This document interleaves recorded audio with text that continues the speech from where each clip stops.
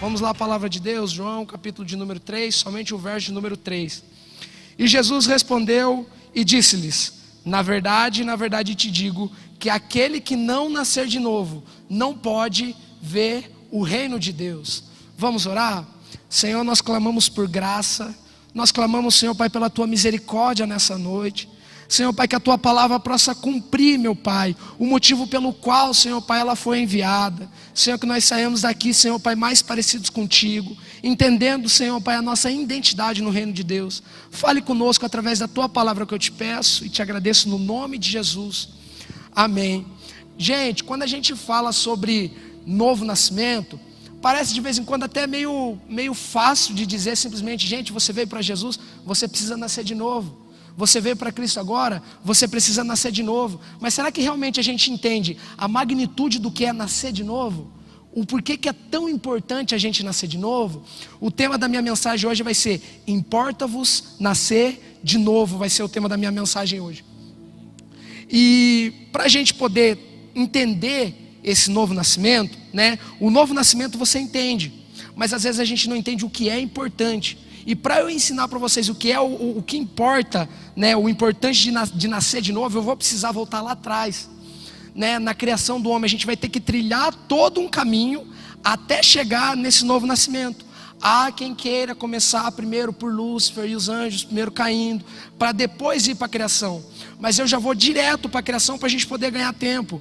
Gênesis 1:26 vai dizer assim: então disse Deus, façamos o homem à nossa imagem, conforme a nossa semelhança. Vemos primeiramente ali que Adão, ele foi feito como, né, um ser que ia ter dentro de si a própria imagem e semelhança de Deus. E essa imagem não era uma imagem qualquer. Colossenses 1:15 vai dizer assim: ele, falando de Cristo, né, é a imagem do Deus invisível, o primogênito, né, de toda a criação. 2 Coríntios 4:4 vai dizer assim: o Deus dessa era cegou o entendimento dos descrentes, para que não vejam a luz do evangelho da glória de Cristo, que é a imagem de Deus. Então nós vemos que Adão, ele vai ter que refletir a imagem de Cristo. Cristo já se fazia presente na criação, e não só se fazia presente, como ele também foi o modelo para a criação de Adão. Deus olha para Cristo e forma Adão. Então Adão, ele é feito de uma forma diferente. Salmos 8:5 vai dizer assim: tu o fizeste um pouco menor do que os seres celestiais, ali falando dos anjos, e os coroaste de glória e de honra. Então nós vemos que o ser humano, então, ele é a coroa de uma criação, sendo feito diferente de todos dos seres da terra. Em Gênesis 2:7, dos 7 ao 8, vai dizer assim: então o Senhor Deus formou o homem do pó da terra e soprou em suas narinas o fôlego de vida, e o homem se tornou um ser vivente. Ora, o Senhor Deus tinha plantado um jardim no Éden para os lados do leste, e ali colocou o homem que formara. Então Deus, ele vai pegar o homem a partir do pó da terra e vai formar com as mãos. Aqui, gente, a gente está algo muito interessante, porque quando Deus, ele vai criar todas as coisas, ele sempre vai dizer: haja. E haja luz, e houve luz. Ele vai dizer: e haja luminares maiores, e houve. Esse haja, esse criar, ele vem do original hebraico, a palavra bará.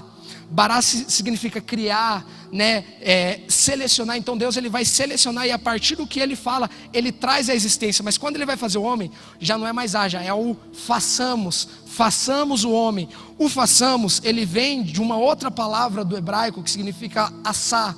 Esse assá tem um sentido de manufatura. Deus, a partir das suas mãos, ele começa então agora a fazer o homem. Isaías 43:7 vai nos deixar muito enfático o porquê que Deus nos criou. Ele vai dizer: a todos os que são chamados pelo meu nome, eu os criei para a minha glória. Eu os formei e eu também os fiz. Ali, ele vai dizer que Deus, ele nos fez, mas ele chamou a gente para um propósito. O propósito da criação qual era? Manifestar a glória de Deus. E como que o homem, ele poderia manifestar essa glória de Deus? Gênesis 1:24 vai responder isso para a gente. E disse Deus que a terra produza seres vivos segundo as suas espécies, rebanhos domésticos, animais selvagens e todos os demais seres viventes da terra, cada um de acordo com a sua espécie. E assim aconteceu, que a ordenança de Deus era que cada um né, se reproduzisse, né, com a sua espécie, fica claro, o leão, ele iria reproduzir leões, as formigas, formigas, e os elefantes, elefantes. Então, quando eu falo de agora o homem, eu estou falando aqui dos seres humanos, ele deveria manifestar, reproduzir outros seres humanos. Então Adão, ele não é só um ser que tem em si a imagem de Deus, um ser que foi criado para a glória de Deus, como ele também teria que refletir essa glória, ele teria que produzir, ele seria uma matriz reprodutora, uma ideia de um cabeça de raça, que iria reproduzir essa imagem, essa semelhança, essa natureza que Deus tinha. Só que o que vai acontecer? Não vai ser isso, porque no Éden Deus vai colocar lá no meio um jardim, ele vai colocar uma árvore, que é a árvore do conhecimento do bem e do mal. Gênesis 2, 16, 17 vai nos dizer: e ordenou o Senhor Deus ao homem, dizendo: de toda a árvore do jardim comerás livremente, mas da árvore do conhecimento do bem e do mal, dela não comerás, porque no dia, note que ele não vai falar, nem semana que vem, nem ano que vem, no dia em que dela comeres, certamente morrerás. Deus então vai dar uma ordem: vocês podem comer de todos os frutos. Só que ele vai dar uma recomendação: a árvore do conhecimento do bem e do mal, vocês não comam. Por quê? Porque o resultado disso, o resultado dessa desobediência, vai ser a morte. E vai entrar agora na história uma serpente. Essa serpente vai vir, vai tentar distorcer a palavra de Deus. Não, vocês não vão morrer, os seus olhos vão se abrir, vocês serão que nem Deus, conhecedores do bem e do mal, né? E eles tomam daquele fruto e comem e não morrem. Eles não morrem, eles continuam vivos. Agora eu pergunto para você: a serpente estava... Será que a serpente estava certa quando ele disse que os olhos deles não se abririam, que eles não morreriam?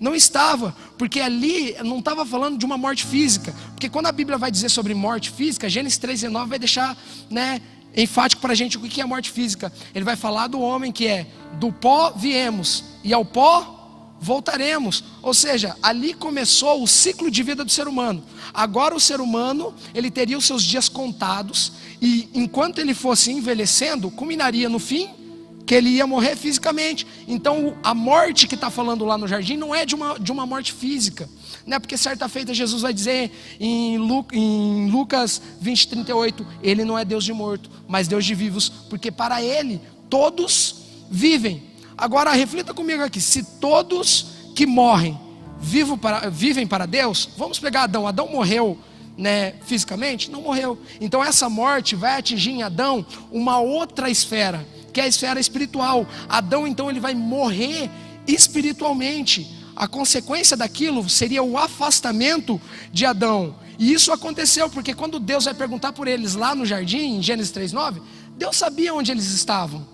Por mais que Adão tivesse se escondido por conta daquilo que ele fez, da desobediência, o que Deus na verdade estava querendo dizer ali tem mais sentido, tipo: Adão, onde você está espiritualmente, Adão?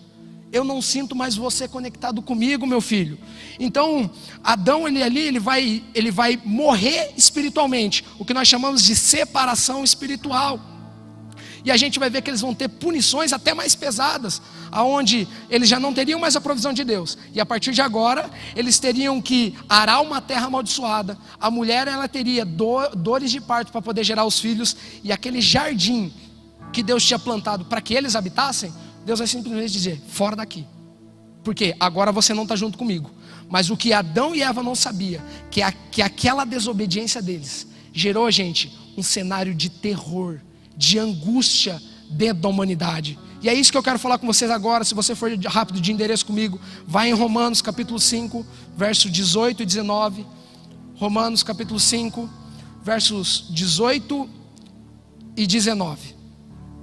Vai dizer assim a palavra de Deus: consequentemente, assim como uma só transgressão resultou na condenação de todos os homens, assim também um só ato de justiça resultou na justificação que traz vida a todos os homens. Logo, assim como por meio da desobediência de um só homem muitos foram feitos pecadores, assim também por meio da obediência de um único homem muitos foram feitos justos. Note que ali a Bíblia vai dizer que Adão transgrediu. Essa palavra transgressão no original, é um original grego, é a palavra paraptoma. Paraptoma significa cair, um deslize, um desvio de verdade e de justiça. E no versículo 19, ele vai dizer que esse ato de desobediência, ele resultou em condenação para todos os homens. mais acima ali, nesse mesmo capítulo, os versos 14 e 15, vai dizer assim, o apóstolo Paulo vai dizer assim: todavia a morte reinou desde o tempo de Adão até o de Moisés, mesmo sobre aqueles que não cometeram pecado semelhante à transgressão de Adão, o qual era um tipo daquele que haveria de vir. Entretanto, não há comparação entre a dádiva, né, e a transgressão, pois se muitos morreram por causa da transgressão de um só, muito mais a graça de Deus, isto é, a dádiva pela graça de um só homem, Jesus Cristo, transbordou para muitos.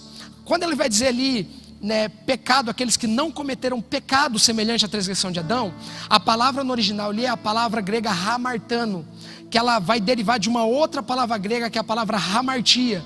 Ela vai ter no seu sentido original um sentido de errar o alvo. Os gregos na época de Homero, eles entendiam essa hamartia como um lanceiro, como nós vemos naquele filme dos 300, onde ele tem o seu escudo, a sua lança, e ele, quando ele vai arremessar aquela lança num alvo e ele erra, aquilo ali é considerado um termo de hamartia, como a gente vê hoje em dia, aquela pessoa que quando ela erra, a gente fala assim: nossa, ele pecou por pouco.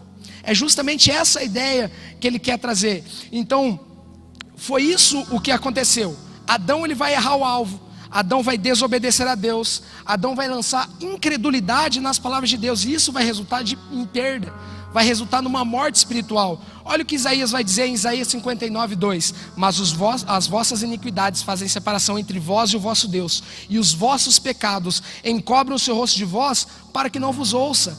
A transgressão de Adão agora vai gerar um abismo entre o homem e Deus. Mas note uma coisa, não foi Deus que foi para longe do homem, foi o homem que resolveu viver longe de Deus. Porque quando Deus ele vai perguntar no jardim atrás do casal, ele não está falando assim: Adão, o que é que você fez? Ele vai dizer: Adão, seu cabeção, eu estou aqui toda a viração do dia, por que você foi para longe de mim? Eu não pedi para você ir para longe de mim. Adão, então, envergonhado disso, ele vai fugir de Deus, que culmina nessa separação espiritual. Só que isso foi fruto de uma tentação.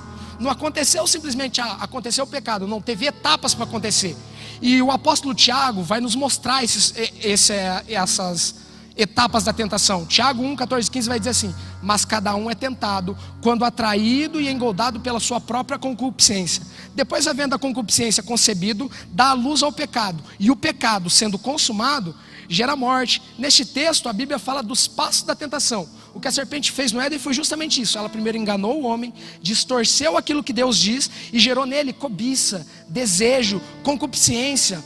Essa palavra no original de concupiscência é a palavra exelco, que ela tem um significado de arrastar, e de uma forma meio que metafórica, ela vai falar de atrair, como numa isca, né? Ou numa pesca, numa caça, numa pesca, onde a presa ela vai ser atraída do seu esconderijo.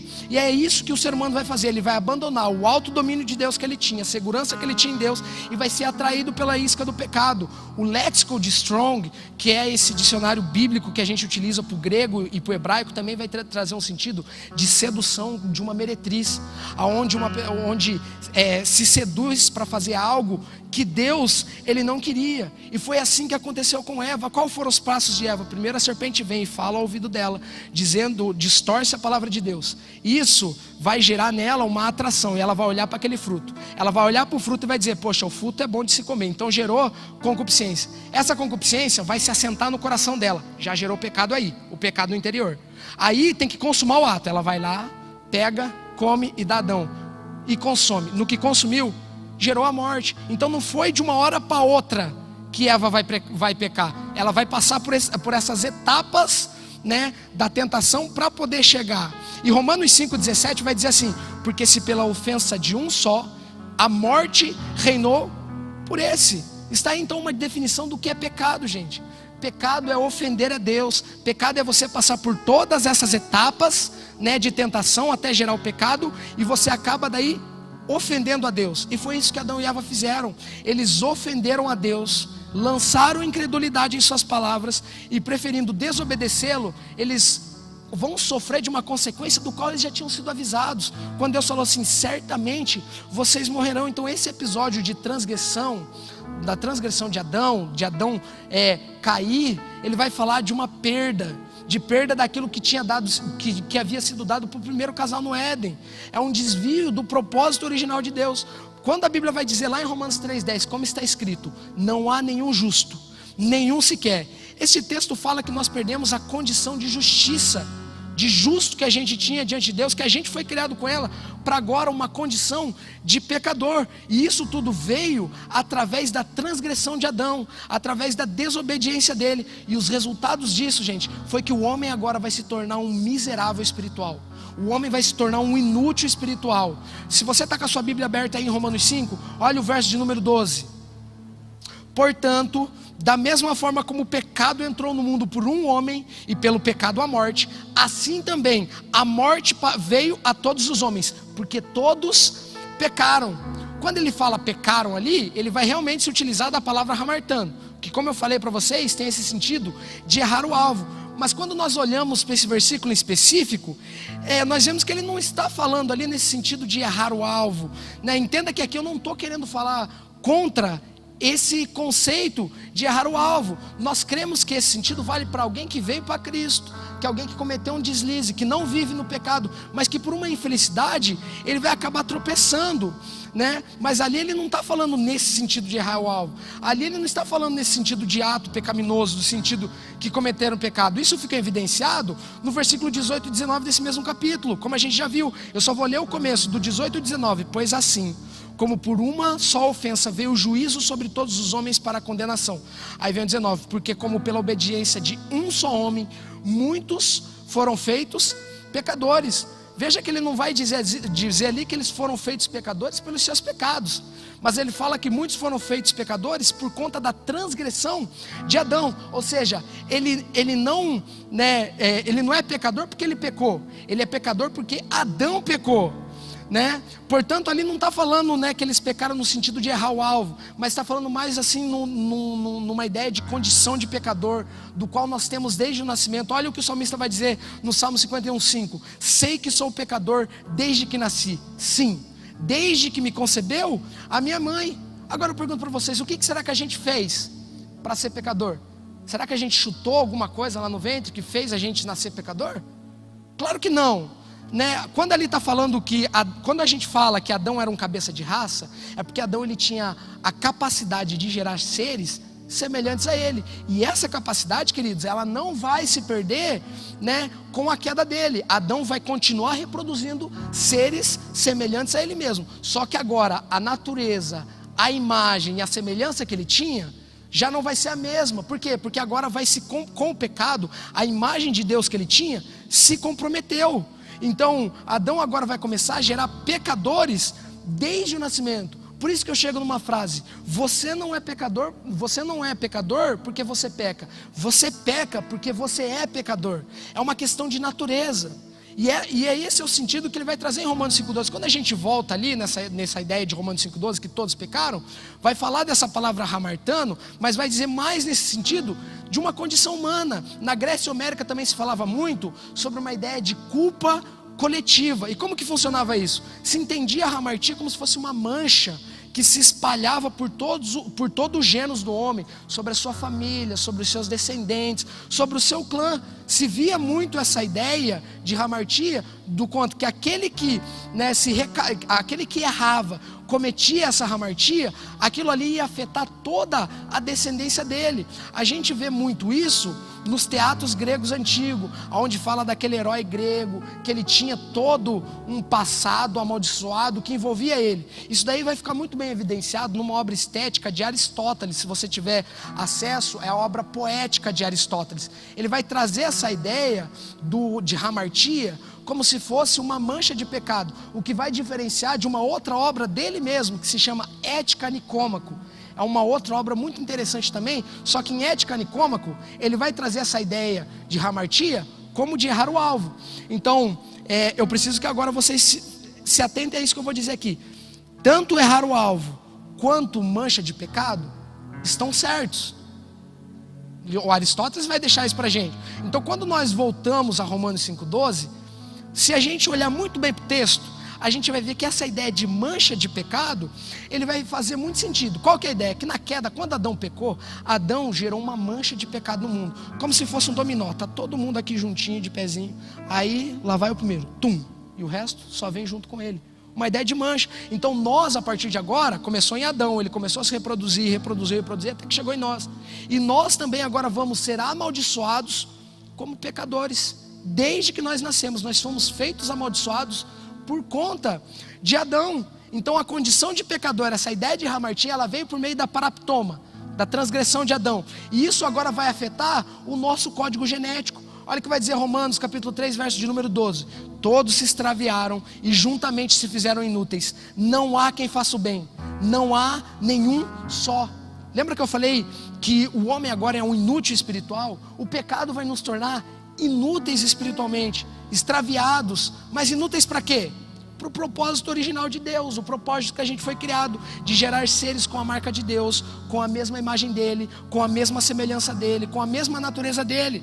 Nós perdemos essa condição, né, que nós tínhamos antes da queda, justamente por conta de Adão. Por isso que novamente eu volto ao texto do apóstolo Paulo, de Romanos 3,10, como está escrito: não há nenhum justo, nenhum sequer. E gente, se já está ruim, eu vou dizer para você, ainda vai piorar. Não vai acabar aqui.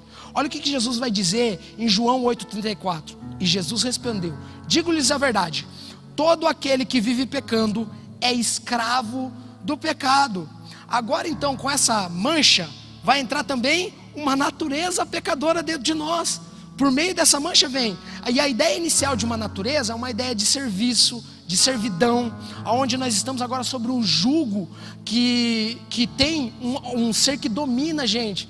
E no nosso caso, vai ser o pecado. Por isso que nós agora vamos ser impedidos de fazer o que é bom. E agora nós vamos ficar suscetíveis e inclinados às obras do diabo. Por isso que Paulo vai escrever aos Romanos, em Romanos 7, 14 e 15, ele vai dizer: sabemos que a lei é espiritual, eu contudo não o sou, pois fui vendido como escravo ao pecado. Não entendo o que faço, pois não faço o que desejo, mas o que odeio. Então este texto vai nos mostrar que involuntariamente nós já nascemos pecadores, pois Adão, ele não simplesmente ele entrou com uma mancha no pecado, Adão nos vendeu ao pecado.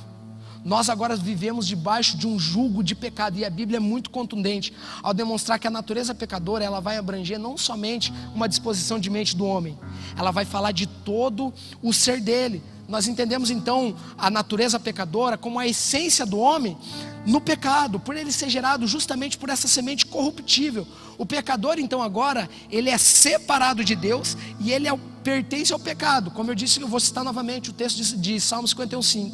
Sei que sou pecador desde que nasci, sim, desde que me concebeu a minha mãe. O homem é pecador por ter sido gerado e nascido no pecado. Uma condição que não vai dizer só da mente, vai falar do homem tricotômico, do homem tripartido, do seu corpo, da sua alma e do seu espírito, que estão mortos. Então a natureza pecadora é a condição do homem que está preso a essa condenação que ele gerou de Adão. Ele gerou morte na gente. Mas também vai dizer de uma má condição do homem, que é qual? O homem agora então ele é morto para Deus e vivo para o pecado, como vai dizer 1 Coríntios 15, 22, pois da mesma forma como em Adão todos morrem. O homem não está em condições de nada. E para ficar muito bem clara essa ideia de natureza pecadora, olha o que Jeremias vai dizer em Jeremias 13, 23. Será que o etíope pode mudar a sua pele? Ou o leopardo as suas pintas? Assim também vocês são incapazes de fazer o bem, vocês que estão acostumados a praticar o mal. Quando nós entendemos isso, fica muito claro a ideia de que nós não somos pecadores porque nós pecamos. Nós pecamos porque nós somos pecadores. É uma questão de natureza, e essa natureza não é suscetível a Deus. Olha o que Romanos 8,7 vai dizer: a mentalidade da carne é inimiga de Deus, porque não se submete à lei de Deus, nem mesmo pode fazê-lo.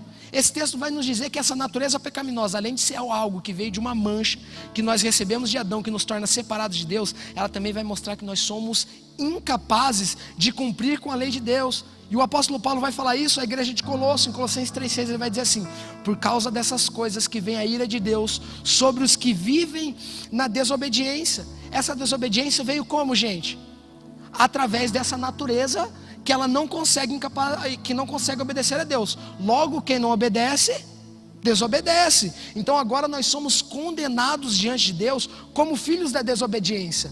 Efésios 2, do 2 ao 3, vai deixar muito claro isso. Olha o que ele vai dizer, olha o que o apóstolo vai dizer: em que noutro tempo andaste segundo o curso deste mundo, segundo o príncipe das potestades do ar, do espírito que agora opera nos filhos da desobediência, entre os quais todos nós também antes andávamos nos desejos da carne, fazendo a vontade da carne dos pensamentos. Éramos por natureza filhos da ira, como os outros também.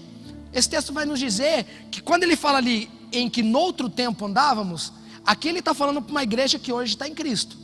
Então ele diz que noutro tempo, ele quer dizer que antigamente vocês andavam como filhos da desobediência, como filhos da ira, porque vocês jamais vão conseguir cumprir a lei de Deus com a natureza que vocês têm.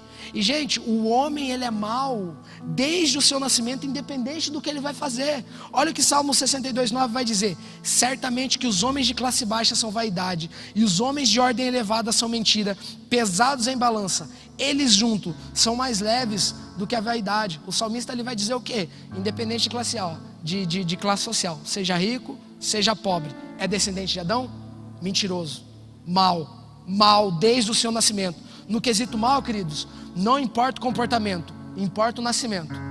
É descendente de Adão? É mentiroso. E quando ele está falando de mentiroso aqui, ele não está dando sentido do tipo, eu sou mentiroso porque eu conto mentiras. Ele está falando, ele é mau desde o nascimento pela natureza que ele tem. É uma natureza maligna dentro do homem. E Paulo vai falar isso em Romanos 3:4. De maneira nenhuma, sempre seja Deus verdadeiro e todo homem mentiroso. Verdadeiro e mentiroso ali não tem nenhum tipo de conotação moral. Ali está falando da essência. A essência de Deus é verdade, e a essência do homem é mentira. E quando a gente traz isso para nós, para os tempos ali de Jesus, os escribas e os fariseus, eles eram maus, eles eram mentirosos, eles eram escravos, eles eram ralé, em função dessa sujeição que eles tinham ao pecado, o que os impedia de dar boas dádivas aos seus semelhantes. Olha o que Mateus 7:11 vai dizer: se vós, pois, sendo maus, sabeis dar boas coisas aos vossos filhos, quanto mais o vosso Pai que estás nos céus dará bens aos que lhe pedirem. Os escribas, eles eram maus porque eles eram, gente, mal nascidos. Eles não eram filhos de Deus. Eles eram uma geração perversa, uma geração depravada. A Almeida Corrigida e Fiel, em Deuteronômio 32:5, vai dizer que eles eram uma mancha. Embora os escribas e os fariseus faziam o quê? Eles davam esmolas, eles jejuavam, eles oravam, eles tentavam cumprir a lei. Não interessa o que eles fizessem. Por conta daquilo que Adão fez, eles agora diante de Deus são culpados, eles são mortos, destinados ao inferno por algo que receberam de berço. Então, gente, não vai importar o que o homem vai fazer, nada vai mudar essa natureza que ele tinha. Para você ter uma ideia, o melhor de todos os homens, ele é considerado nada. Olha o que Miqueias vai dizer em Miqueias 7:4, é até engraçado. O melhor deles é como espinheiro, e o mais reto é pior do que uma cerca de espinhos. Chegou o dia anunciado pelas suas sentinelas, o dia do castigo de Deus. Gente, olha o que ele diz ali: até o mais reto de todos os homens, até aquele que anda da forma mais reta possível que se pode andar, não tem Deus. Meu amigo, você é comparado a uma cerca de espinho, você não tem valor algum. E isso vai ficar evidenciado em Salmo 47:9, olha o que ele vai dizer: homem algum pode redimir o seu irmão ou pagar a Deus o preço de sua vida, pois o resgate de uma vida não tem preço, não há pagamento que livre. Então isso nos mostra que ninguém pode salvar, ninguém pode redimir o sangue de ninguém. Por isso que o apóstolo Paulo vai declarar o que para mim, gente, é o maior grito de socorro do homem morto espiritualmente. Ele vai dizer em Romanos 7:24: miserável homem que sou, quem me libertará deste corpo sujeito a esta morte? Olha onde chegou a agonia de Paulo, dizendo assim: gente, quem vai me livrar? Adão fez algo que criou um rombo dentro de mim. O que eu vou fazer? Para onde que eu vou? Mas, queridos, o que eu quero apresentar para vocês agora é que em meio a esse cenário caótico, em meio a essa agonia que o homem vai viver, eu queria apresentar para vocês as boas novas do Evangelho, a boa notícia do Evangelho. E Luan, qual que é a boa notícia do Evangelho? Deus tem uma solução para a humanidade. Deus tem uma solução para o homem no pecado. E qual é essa solução? João 3,16 vai nos dizer: porque Deus amou o mundo de tal maneira que deu o seu Filho unigênito, para que todo aquele que nele crê não pereça, mas tenha vida eterna. E você acha que isso começou quando Cristo veio para a terra? Não, muito antes disso. Olha que 1 de Pedro 1,18 vai dizer assim, do 18 ao 20: pois vocês sabem que não foi por meio de coisas perecíveis como o prata ou ouro que vocês foram redimidos da sua maneira viva de viver, em que lhe foi transmitida pelos seus antepassados, mas pelo precioso sangue de Cristo, como um cordeiro sem mancha e sem defeito, conhecido como antes da criação do mundo, revelado nestes últimos tempos em favor de vocês. Queridos, é o sangue de Cristo. É o sangue de Cristo que vai tentar redimir o homem, que vai tentar trazer aquele homem morto espiritualmente de volta para Deus. Isso é muito sério, gente. Olha que Hebreus 10, do 9 ao 18 vai dizer. É um texto um pouco grande, mas eu tenho que ler tudo isso com vocês. Isso daqui me emociona muito, gente. Aqui estou, vim para fazer a tua vontade. Ele cancela o primeiro, falando de Adão, para estabelecer o segundo. Pelo cumprimento dessa vontade fomos santificados por meio do sacrifício do corpo de Jesus Cristo, oferecido uma vez por todos, dia após dia. Todo sacerdote apresente-se e exerça os seus deveres religiosos, repetidamente oferece os mesmos sacrifícios que nunca podem remover pecados, mas quando este sacerdote acabou de oferecer para sempre um único sacrifício pelos pecados, assentou-se à direita de Deus. Daí em diante ele está esperando até que seus inimigos sejam colocados como estrado de seus pés, porque por meio de um único sacrifício ele aperfeiçoou para sempre os que estão sendo santificados. E o Espírito Santo testifica a este respeito. Primeiro ele diz: esta é a aliança que farei com eles depois daqueles dias, diz o Senhor, porei as minhas leis em seus corações e as escreverei em suas mentes. E acrescenta: dos seus pecados e iniquidades não me lembrarei mais. Onde essas coisas foram perdoadas, não há mais necessidade de sacrifício pelo pecado. E como que isso acontece, gente? É através do que nós chamamos de obra de redenção. Eu vou falar bem rapidamente para você o que é obra de redenção. Certa feita Jesus, uma mulher vem procurar ele desesperada, dizendo: Senhor, eles vão nos levar como escravos. Como é que funcionava isso? Quando você devia para alguém, o seu credor, ele tinha o direito de chegar e te cobrar. Primeiro ele pegava as tuas propriedades. Se as suas propriedades não cobrissem aquilo que você deve, o que ele ia fazer? Ele iria pegar e levar vocês como escravos. E quando você se torna escravo, você só tem 3 oportunidades de saída. Qual eram elas? Primeiro, você teria que pagar a sua dívida. Você pagaria ali, trabalharia anos e anos e anos para eles, até que um dia chegasse o fim da dívida que você devia. O segundo era qual? O ano do jubileu. Levítico vai falar sobre esse ano do jubileu, aonde nesse ano eles eram obrigados a deixar os escravos irem. Só que um ano de jubileu acontecia um a cada 50 anos. Vamos fazer uma hipótese aqui. Eu tenho 53 anos. Fui vendido como escravo 2 anos depois do jubileu. Quantos anos eu tenho até o próximo jubileu? Agora, fazia sentido? Será que eu ia viver até o dia do jubileu? Não ia viver. Só que daí tinha uma terceira oportunidade. Que oportunidade era essa? O parente remidor. Qual que era a ideia do parente remidor? Vamos trabalhar com uma hipótese. Digamos que eu fui vendido como escravo. E o Alan é um cara muito poderoso nessa terra. Um cara que tem muitos bens. Aí o que acontece? O Alan olha eu como escravo. Ele chega e fala assim: peraí, o cara é meu parente, eu tenho que ajudar ele. Quanto que o Luan deve? Ah, é tanto. Ah, beleza? Então tá pago. Ele vai lá e paga. Então, ele pagou esse preço. A partir de agora, o que vai acontecer? Eu não deixei de ser escravo. Agora eu só mudei de senhor. Antes eu era escravo de um, agora eu sou escravo de outro. Só que aí entra o remidor. Qual que é a ideia de remidor? O Alan, em vez de pegar e me tratar e falar assim: Luan, você é meu escravo a partir de agora? Não, ele vai chegar para mim e falar assim: Luan, por mais que você seja escravo, a partir de agora eu vou te tratar como um familiar meu. Senta na mesa para comer junto comigo. Essa foi a ideia do que aconteceu. Deus fez isso com a gente. Nós estávamos escravos do pecado. A Bíblia vai dizer em Apocalipse assim: e compraste com seu sangue homens para Deus. O que Cristo vai fazer? Ele vai chegar, vai nos comprar com o seu sangue. Agora nós somos escravos de Deus. Por isso que Paulo vai escrever em uma das suas cartas e vai dizer assim: Paulo, escravo de Deus, escravo de Cristo. Ele se tornou escravo. Ele continua como escravo. Só que em vez de Cristo nos tratar como escravo, Deus ele vai olhar para a gente assim e vai dizer: você poderia ser escravo, mas eu não vou te tratar como escravo. A partir de agora eu vou te tratar como filho. Eu vou te tratar como família. E esse é o plano da redenção. É isso que Deus fez. Cristo nos comprou para Deus. Agora, gente, vamos retornar àquele texto de João 3, o qual a gente tinha iniciado, né? Entendendo tudo isso que aconteceu com a humanidade até a compra de Cristo. Olha o que vai dizer ali em João 3. Disse-lhes Nicodemos: como pode um homem nascer sendo velho? Porventura pode tornar ao ventre de sua mãe nascer? Jesus respondeu: na verdade te digo, que aquele que não nascer da água e do Espírito não pode ver o reino de Deus. O que é nascido da carne é carne, o que é nascido do Espírito é Espírito. E aqui é uma das frases que simplesmente impacta o meu coração. Não te maravilhes de te ter dito: necessário vos é nascer de novo. Vamos ali analisar um pouco. Nicodemos vai chegar e vai dizer para ele: então beleza, eu preciso nascer de novo, né? Mas como que eu posso fazer isso sendo velho? Eu posso voltar para o ventre da minha mãe?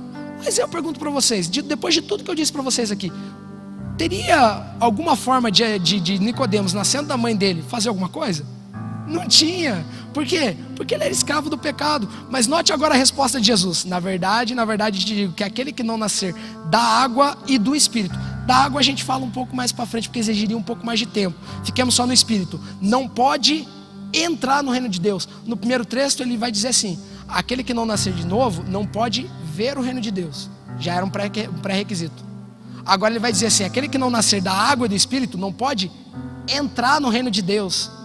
E é essa a ideia que eu quero trazer para vocês hoje com o novo nascimento, de que sem o novo nascimento, infelizmente, nós não conseguimos ver nem o reino e nem entrar no reino de Deus. Então o que acontece? Quando nós nascemos de novo, né, agora essa ideia de importante vai fazer um pouco mais sentido, esse importa-vos.